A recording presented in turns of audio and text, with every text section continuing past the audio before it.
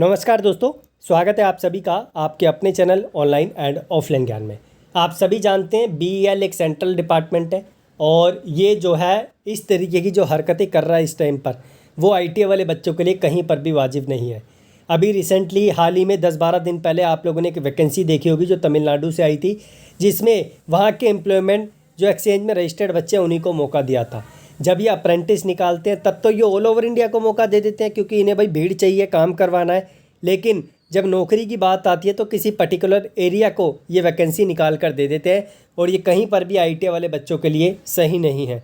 इस पर ध्यान देना चाहिए इनको कि जब अप्रेंटिस निकाल रहे हैं तब भी या तो आप अपने ही स्टेट के बच्चों को लो, अगर नौकरी निकाल रहे हैं आप उसमें अगर ऑल ओवर इंडिया रख रहे हैं तो इसमें भी ऑल ओवर इंडिया रखने चाहिए, क्योंकि बच्चा बहुत मेहनत करता है अप्रेंटिस के टाइम पर भी।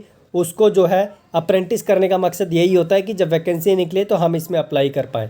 अब यहाँ पर डिप्लोमा और ITA वाले बच्चों को मौका दिया है। ऑल ओवर इंडिया के बच्चे अप्लाई नहीं कर सकते हैं। पुणे यूनिट से वैकेंसी है, पहले क्लियर कर दूँ, ऑल ओवर इंडिया नहीं कर सकते। SCVT वाले ध्यान से सुनो, यहाँ पर इसमें नोटिफिकेशन में तो कहीं नहीं दे रखा है कि SCVT अप्लाई कर सकते हैं, NCVT अप्लाई कर सकते हैं। NCVT 100% अप्लाई कर पाएंगे। अगर आप लोग फॉर्म फिल करते टाइम ऑप्शन देखते हैं SCVT NCVT अलग से तो आप कर देंगे। अगर ऑप्शन नहीं दिखता तो भी आप कर देंगे, लेकिन वहाँ पर सिर्फ NCVT दिखता है तो आप नहीं कर पाएंगे। ठीक है, बाकी मेरे अकॉर्डिंग कर सकते हैं, टेंशन लेने की ज़रूरत नहीं है। आप लोग फॉर्म फिल करेंगे तो वहाँ पे सारी चीज़ें क्लियर हो जाएगी। मैं पर्सनली रिकमेंड करूँगा जहाँ की वैकेंसी है वहाँ के बच्चे तो इसका भरपूर फ़ायदा उठाएँ, क्योंकि कॉम्पिटिशन जब 100 वैकेंसी आती है तो ऑल ओवर इंडिया के बच्चे अप्लाई करते हैं, लेकिन जब पर्टिकुलर एरिया के लिए वैकेंसी है तो आप इसका पूरा फ़ायदा उठाएं। कंपटीशन ऐसे केस में ऑटोमेटिकली कम हो जाता है, वैकेंसी का काउंट भले ही कम हो आप लोगों को यहाँ पर दिख जाएगा।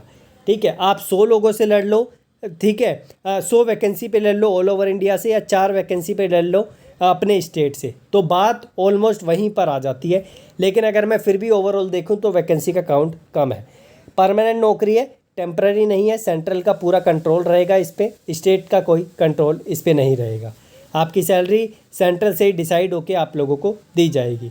बाकी यहाँ पर आप लोग डिप्लोमा के लिए देख सकते हैं, लैटरल एंट्री डिप्लोमा में नहीं चलेगा, इस चीज़ का भी ध्यान रखना।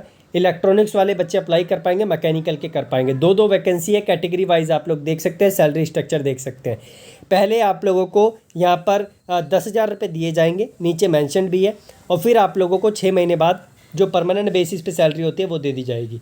6 महीने के बाद आप लोग ट्रेनिंग से बाहर होके यहाँ पर परमानेंट एम्प्लॉय बन जाएंगे। ऐसा नहीं है कि ट्रेनिंग ख़राब गई तो निकाल देंगे, ऐसा नहीं होता, क्योंकि बच्चा इसमें बहुत मेहनत करता है। स्टार्टिंग में ही वो बच्चों को परमानेंट ही डिपार्टमेंट लेता है जब परमानेंट वैकेंसी है। अब ITA वाले बच्चे फिटर और इलेक्ट्रॉनिक्स मैकेनिक के 4 इसमें वैकेंसी है, 2 इसमें वैकेंसी है, कैटेगरी वाइज आप देख सकते हैं। आप कंडीशन सुनो, 10th पास होना है, ITA होना है और साथ में अप्रेंटिस है। अप्रेंटिस आपने चाहे प्राइवेट से की हो चाहे गवर्नमेंट से की हो, आप लोग इसका फॉर्म फिल कर सकते हैं।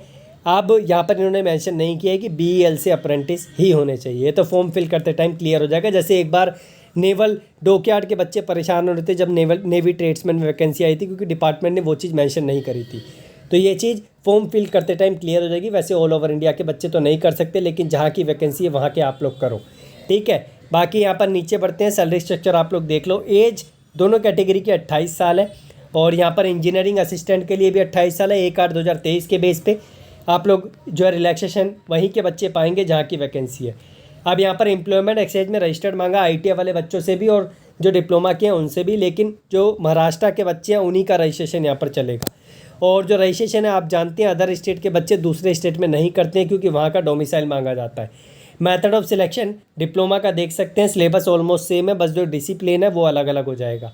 ये मिनिमम क्वालिफिकेशन मार्क्स है, परसेंटेज का आप लोग देख सकते हैं। पे अलाउंसेस आप लोगों के सामने। आप टेक्नीशियन की बात करते हैं, जो हमारे फेवरेट ITA के बच्चे हैं, 28 साल मैक्सिमम एज, 1/8/2023 के बेस पे। एज का जो रिलैक्सेशन है आप लोगों के सामने है। आगे मैं आपको फॉर्म भी दिखा दूंगा कहाँ पर है, ताकि टेंशन ना हो। मिनिमम परसेंटेज ऑफ मार्क्स आप लोगों के सामने, इतना आप लोगों के पास होना चाहिए, तब जाके आप फॉर्म फिल कर पाएंगे। ठीक है, यानी आप लोग ITA और 10th देख लें, दोनों में आपके इतने इतने मार्क्स हैं तो आप अप्लाई करो। नहीं है इतने मार्क्स तो अप्लाई मत करो, फॉर्म रिजेक्ट हो जाएगा। अब मेथड ऑफ सिलेक्शन ITA का, अब देखो ये जो एग्ज़ाम होगा वो सेपरेट होगा, जनरल एप्टीट्यूड अलग और टेक्निकल एप्टीट्यूड अलग। इसमें ये नॉन टेक्निकल का पार्ट है, आप लोग पढ़ सकते हैं, आप लोगों के सामने ये टेक्निकल पार्ट है। टेक्निकल पार्ट में आप लोग जो है ITI की पढ़ाई करेंगे। अब जो आप लोगों का परसेंटेज है जितनी आपको लानी होगी रिटर्न एग्ज़ाम में, 35% रिटर्न एग्ज़ाम में, पार्ट 1 पार्ट 2 में सेपरेटली आपको लाने पड़ेगी। ठीक है, ये SC ST के लिए, ये ST के लिए है, PWBD के लिए, और ये जनरल OBC के लिए है। इसमें 30% का क्राइटेरिया है। आगे पे अलाउंसेज ऊपर मैंशनड है। एप्लीकेशन फ़ी की बात करें, ITI वाले बच्चे देखें इसको, फ़ीस आप लोगों की 250 रुपये प्लस GST लगेगी 18%, टोटल मिला के 295 रुपये, 300 रुपये के आसपास फ़ी पे करने पड़ेगी। मैं पर्सनली रिकमेंड करूँगा आप फॉर्म डाल दो। SC ST PWD के लिए कोई पैसा यहाँ पे नहीं लगने वाला है। आप फॉर्म डालो, रिक्वेस्ट है आपसे। आपके एरिया में वैकेंसी निकली है, अगर दिल्ली में निकलती, गुजरात में निकलती, पंजाब में निकलती, तो मैं उनको भी पर्सनली रिकमेंड करता कि आप फॉर्म डालो।